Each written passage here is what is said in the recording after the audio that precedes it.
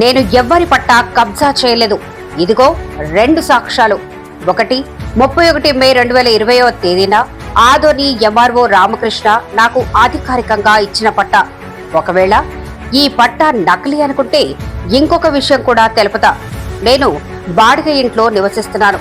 ఇల్లు ఖాళీ చేసే క్రమంలో నా ఒరిజినల్ పట్టా మిస్ అయితే 2025 జూన్ 2వ తేదీన నేను నకల్ పట్టా కోసం గౌరవ ఎంఆర్ఓ కార్యాలయంలో అర్జీ పెట్టుకున్నారు.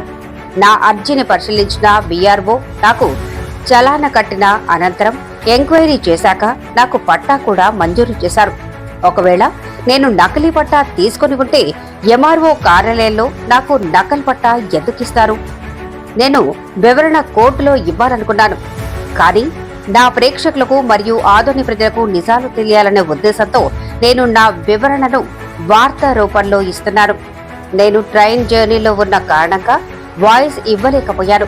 అందుకోసమే యాంకర్ వాయిస్ రూపంలో నేను వార్తను పబ్లిష్ చేశాను.